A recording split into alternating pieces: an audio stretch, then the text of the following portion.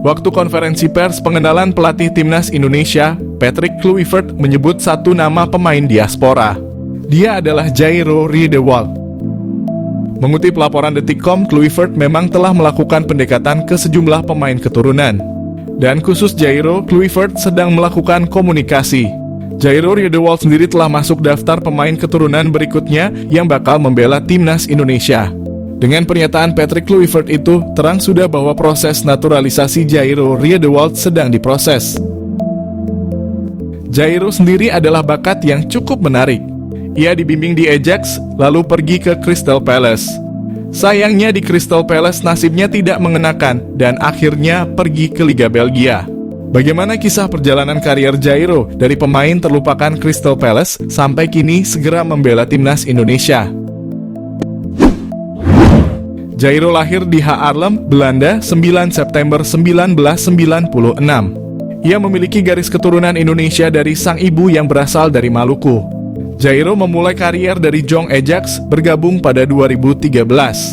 Di Akademi Ajax, perkembangan individu menjadi yang utama dan itu berlangsung sejak 2011. Jairo menjadi salah satu yang mengambil manfaat itu.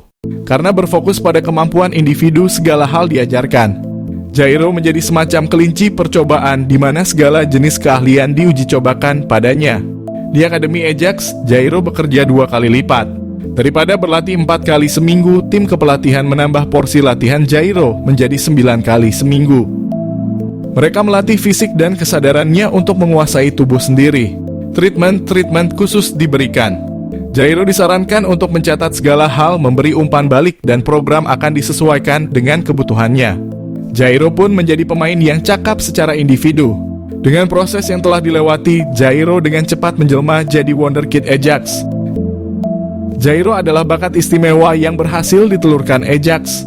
Walaupun Jairo Riedewald punya kelemahan dari segi duel-duel udara, tapi selebihnya Jairo mengoleksi lengkap atribut seorang pemain.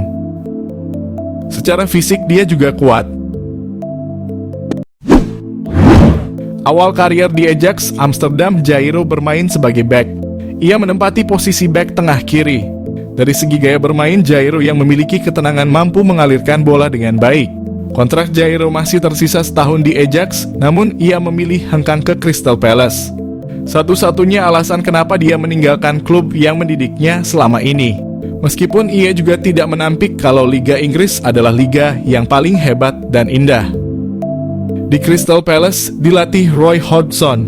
Selama dilatih Hodgson, menit bermainnya berkurang. Jairo bahkan tidak diturunkan di Liga Premier Inggris. Tapi bukan berarti Hodgson tak percaya pada kemampuan Jairo. Pandangannya tetap sama. Bagi Hodgson, Jairo adalah seorang profesional sejati. Musim berikutnya, kepercayaan Hodgson membesar. Sang pelatih memainkan Jairo, tapi posisinya tidak seperti yang diharapkan ketika masuk ke Crystal Palace. Singkatnya, alih-alih menjadi back tengah dengan peran libero, oleh Hodgson ditaruh sebagai gelandang. Jairo memang dinilai cocok untuk peran gelandang. Kemampuan Jairo dalam mengolah bola pun kian terlihat. Seiring waktu, menit bermainnya di Liga Inggris pun bertambah. Pada Februari 2021, Jairo memperpanjang kontrak di Crystal Palace. Namun pergantian pelatih dari Roy Hodgson ke Patrick Vieira membuat Jairo tersingkir. Selama The Eagles dilatih mantan pemain Arsenal itu, Jairo tak mendapat prospek yang bagus. Jairo memang sosok pemain cerdas dengan profil fisik yang bagus. Ia mampu secara teknis dan tenang dalam menguasai bola. Namun posisi terbaiknya di Liga Inggris tidak jelas. Ia juga kurang memiliki intensitas. Ditambah menit bermainnya juga tidak banyak. Jairo memilih terus berusaha jadi pilihan Vieira. Mantan pemain timnas Prancis itu pun menaruh respek pada Jairo. Vieira memujinya karena berlatih tiap hari dengan sangat baik. Selain itu, Jairo juga dipuji karena rasa hormatnya pada staf pelatih. Namun usaha keras dan pujian dari pelatih tak selamanya membuat sang pemain diberi kesempatan.